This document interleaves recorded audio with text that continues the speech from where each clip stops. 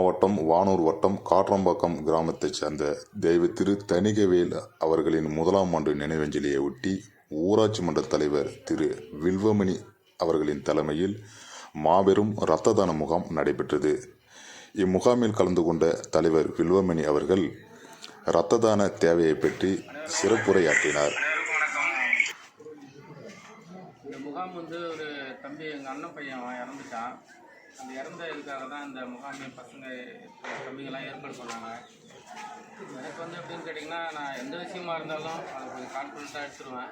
School விஷயமா இருந்தாலும், HM இருந்தாலும், இல்லை ஊர் விஷயமா இருந்தாலும் சரி, எனக்கு முக்கியமாக எதாக இருந்தாலும் கொஞ்சம் நான் அதில் கொஞ்சம் ஆழ போயிடுவேன்.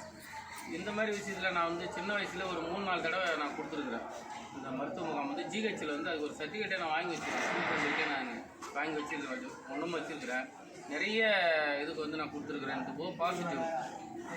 ஒருத்தருக்கு நான் ஒரு குழந்தை பிறந்தே ஆகணுன்ட்டாங்க. முதல்ல மருத்துவர்களெல்லாம் நன்றி சொல்லணும். எல்லாருக்கும் நன்றி, அனைவருக்கும் நன்றி. நான் ஒருத்தருக்காக போனேன்.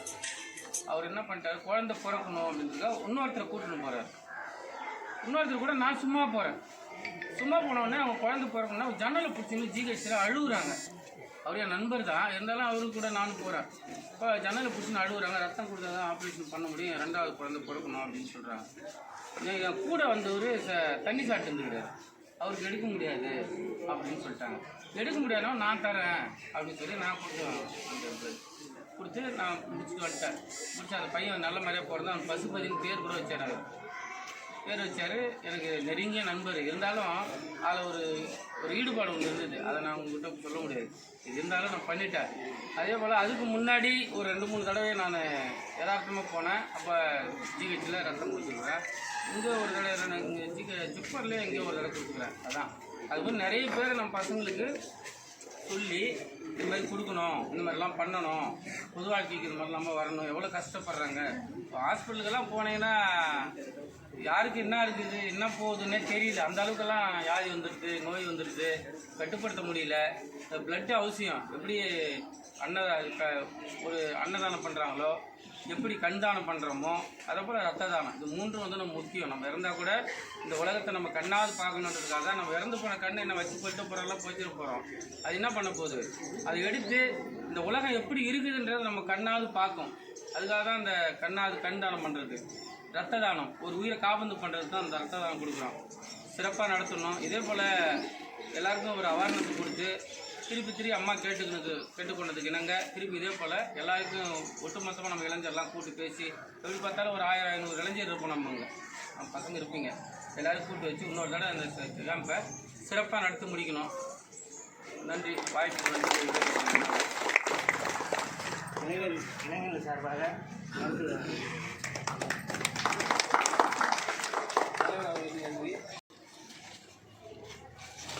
மேலும் இந்நிகழ்ச்சியில் அரசு உயர்நிலைப்பள்ளி தலைமை ஆசிரியர் ஆனந்தவேல் அவர்கள் கலந்து கொண்டார்.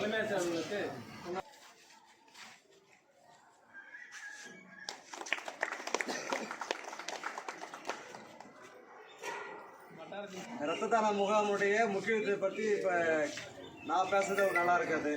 ஏன்னா அது மருத்துவர்கள் இருக்கும்போது அதோடைய முக்கியத்துவம் அவ்வளோதான் சிறப்பாக தெரியும்.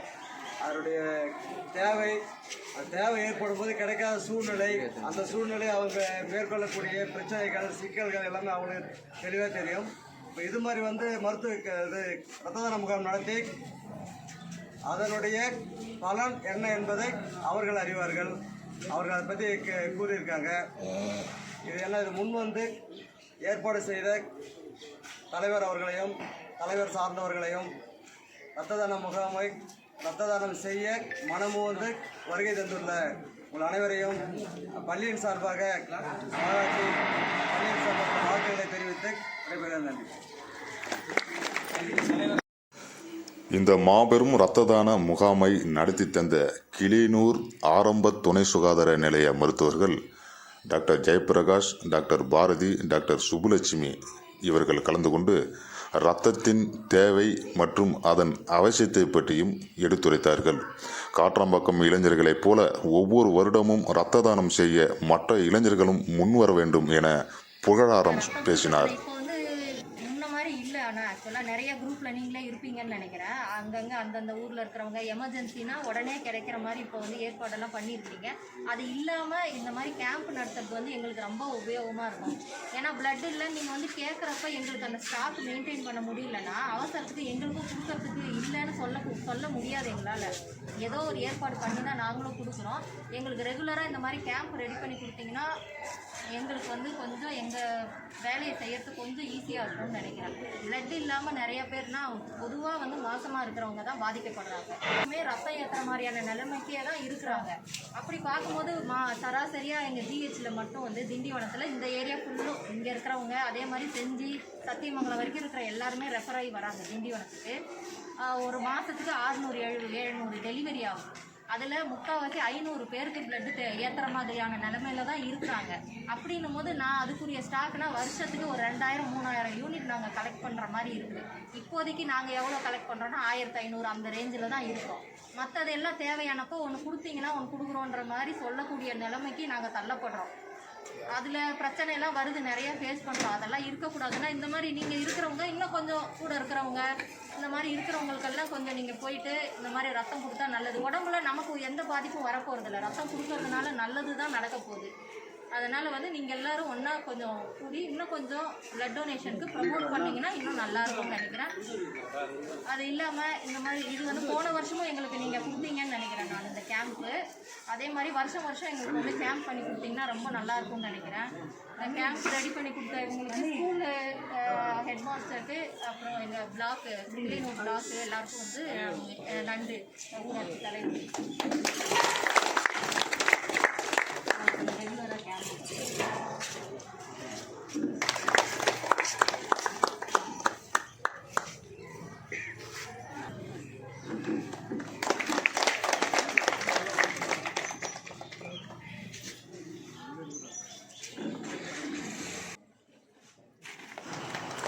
மேலும் சுடர்மதி அவர்கள் மருத்துவருக்கு சால்வை அணிவித்து நன்றியுரையாற்றினார்.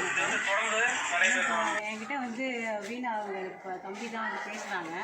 இந்த மாதிரி கேம்ப் வைக்கணும் அப்படி செய்யலாமான்ட்டு. அது நான் செய்யலாமே, கேம்ப் தானே பண்ணலாம், சிறப்பாக பண்ணுங்க அப்படின்னு சொல்லியிருந்தேன். குறுகிய காலம்தான். அப்புறம் என்னுடைய சூப்பர்வைசர்கிட்ட பேசினேன், சார் பண்ணலாமான்னா பண்ணலாம் அப்படின்னாங்க. அப்புறம் வட்டார மருத்துவர் எங்கள் பிஎம்ஓ கிட்ட பேசினோம், ஓகேட்டாங்க. சரி மேடம்கிட்ட பேசினோம், மேடம் பண்ணால் ஓகே பண்ணிக்கலாம் அப்படின்னு சொன்னாங்க. மேடம் டேட்டு கொடுத்த உடனே சரி அப்போ நாங்கள் டேட்டை கொடுத்தோம். பிள்ளைங்கிட்ட எல்லாத்தையும் சொன்னோம், ஓகே நாங்கள் ரெடியாக இருக்கிறோம். எவ்வளோ பேர் கொடுக்க போகிறீங்கன்னா 300 பேர். நாங்கள் ரொம்ப சந்தோஷமாக இருக்குது. ஆனால் வரணும் இப்போ இருக்கிறது பார்த்தீங்கன்னா ஒரு 20 நபர் தான் இருக்கிறீங்க. ஸோ இது சீக்கிரமாக வந்தீங்கன்னா கேம்ப் வந்து நடத்திட்டு ஏர்லியராக நடத்திட்டு போகிறதுக்கு நல்ல வாய்ப்பாக இருக்கும். ஸோ தொடர்ந்து இந்த ஒத்துழைப்பு வந்து எங்கள் சார் பிரசிடென்ட் சார் திரும்ப இந்த வருஷம் முழுவதும் எனக்கு கேம்ப் கொடுப்பாருன்ற நம்பிக்கையோடு எனக்கு ஒத்துழைப்பு கொடுத்த முதல் வந்து சாரை சொல்லணும், ஹெச்எம் சொல்லணும். ஸோ இது வந்து பப்ளிக் கேம்ப்பு, பப்ளிக் பிளேஸில் தான் நம்ம வைக்கணும். ஸோ அவர் ஸ்கூல் வந்து நடக்கும்போதே நமக்கு வந்து எனக்கு வந்து பர்மிஷன் கொடுத்தது எனக்கு அவருக்கு உண்மையில நான் கடமைப்பட்டிருக்கேன். ஸோ இந்த கேம்ப் சக்ஸஸ்ஃபுல்லாக எந்த பிரச்சனையும் இல்லாமல் நல்லபடியாக நடக்குன்ற ஒரு நம்பிக்கையோடு நன்றி கூறி விடைபெறுகிறேன். நன்றி.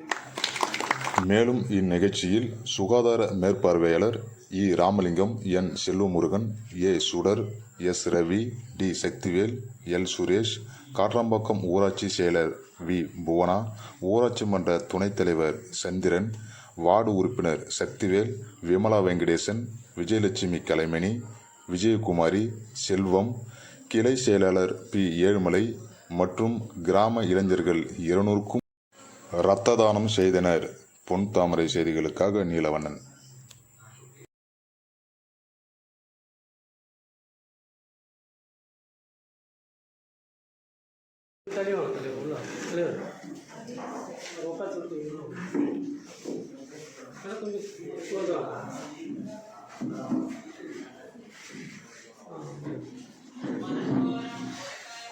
பொன்தாமரை டிவியை தள்ளி விடாம முழுசா பாருங்க, லைக் பண்ணுங்க, ஷேர் பண்ணுங்க, மறக்காம சப்ஸ்கிரைப் பண்ணுங்க.